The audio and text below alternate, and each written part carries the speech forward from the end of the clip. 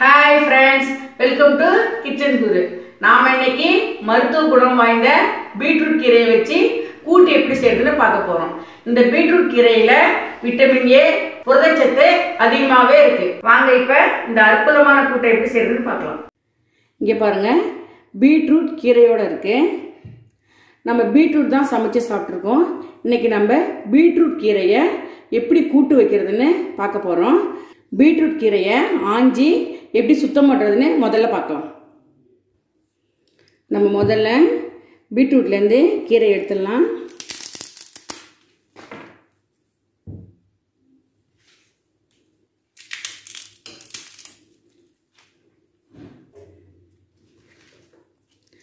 நான் உங்களுக்கு காட்டுறதுக்கோசரம் கீரையை நல்லா அலசி எடுத்துகிட்டு வந்துட்டேன். இப்போ நம்ம கீரையை ஆஞ்சிக்கலாம்.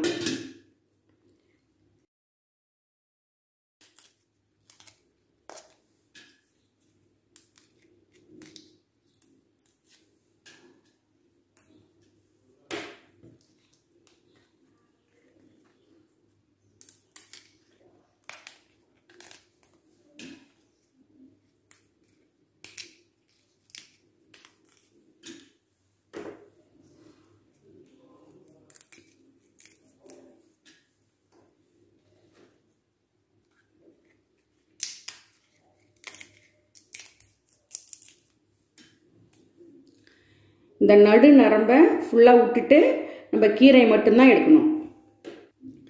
எல்லா கீரையும் ஆஞ்சி சுத்தம் பண்ணி அலசிட்டு கட் பண்ணி வச்சுருக்கேன். 1 கப் கீரை இருக்குது. நான் 1/2 கப் துவரம்பருப்பு எடுத்திருக்கேன். இந்த துவரம்பருப்பை நம்ம வேக வைக்கலாம். அடுப்பு ஆன் பண்ணிக்கலாம். குக்கரில் நம்ம இப்போ துவரம்பருப்பை வேக வைக்கலாம். நான் 1 டம்ளர் தண்ணி சேர்க்குறேன். 1/4 டீஸ்பூன் பருப்பில் மஞ்சள் போட்டுக்கோங்க. இப்போ பருப்பை மூடிட்டு நம்ம குக்கரை மூடிடலாம்.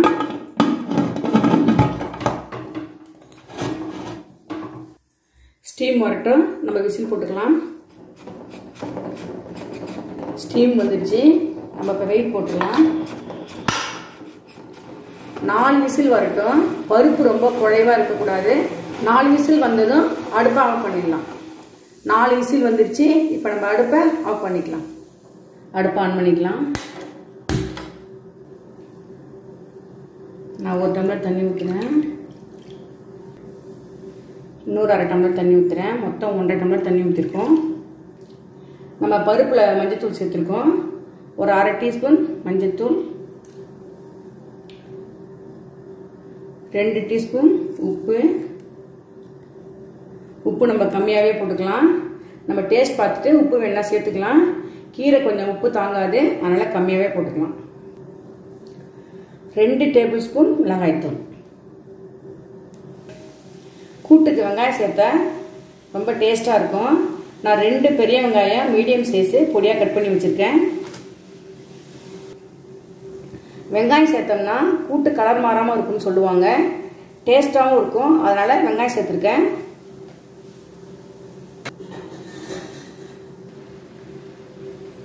நல்லா கொதிக்கிட்டும், அப்போ தான் இந்த மிளகா காரம் போகும். இங்கே பாருங்கள், பருப்பு இந்த மாதிரி இருக்கணும், ரொம்ப குழையக்கூடாது. பருப்பு மலர்ந்துருக்குன்னு சொல்லுவாங்க. சில பேர் இலையாக இருக்கணும் அப்படின்னு சொல்லுவாங்க. பருப்பு இந்த பதத்தில் இருந்தால் தான் கூட்டு பார்க்கவும் நல்லாயிருக்கும், டேஸ்ட்டாகவும் இருக்கும். நல்லா கொதிச்சிடுச்சு.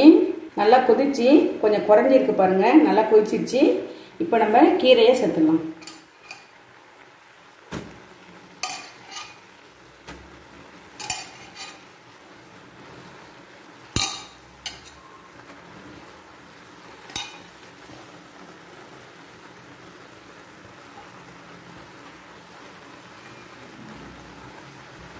கீரையை சேர்த்த உடனே நம்ம மிதமான தீயிலே வச்சுக்கலாம்.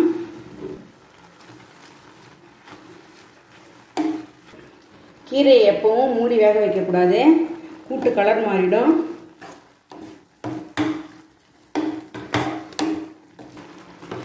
கீரை வேக வேக கூட்டு அந்த பீட்ரூட் கலரில் கொஞ்சம் லேசாக மாறும். கீரைங்க பாருங்கள் நல்லா மசிஞ்சிடுச்சு. ரொம்ப இருந்தால் கலர் மாறிடும். இப்போ நம்ம பருப்பை சேர்த்துக்கலாம். பருப்பை நம்ம கடையெல்லாம் வேணாம், அப்படியே சேர்த்துக்கிறோம்.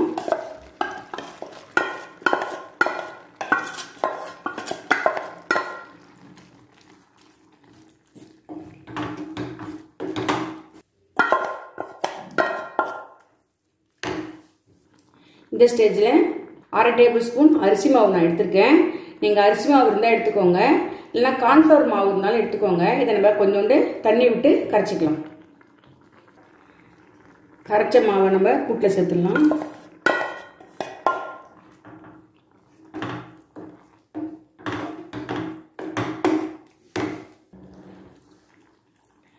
ஒரு 2 ஸ்பூன் துருவின தேங்காய் சேர்த்துக்கலாம்.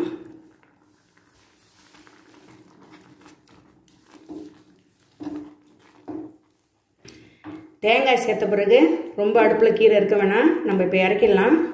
இந்த வானல் சூட்டுக்கே கீரை சரியாக இருக்கும். நல்லா வெந்துருச்சு. இப்போ நம்ம கீரை இறக்கிக்கலாம்.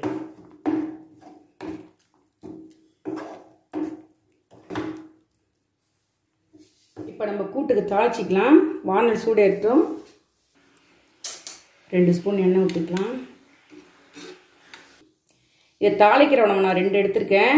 உங்கள்கிட்ட தாளிக்கிற வடம் இல்லாட்டினா நீங்கள் கடுகும் உளுத்தம்பருப்போ தாளிச்சுக்கோங்க. எண்ணெய் சூடு ஏறிடுச்சு. வடத்தை நொறுக்கி நம்ம சேர்த்துடலாம்.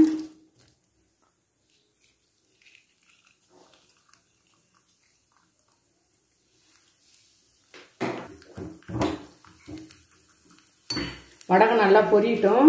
வடகம் தாளிச்சோம்னா ரொம்ப டேஸ்டாக இருக்கும் கூட்டு. வடகம் நல்லா பொரிஞ்சிடுச்சு, வாசனை வந்துடுச்சு. இப்போ நம்ம கூட்டில் சேர்த்துடலாம்.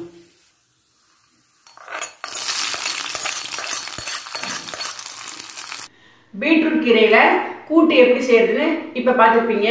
இனிமேல் பீட்ரூட் கீரை கிடைச்சா தூக்கி போட்டுறாதீங்க, கூட்டு செஞ்சு சாப்பிடுங்க. உடம்புக்கு ரொம்ப நல்லது.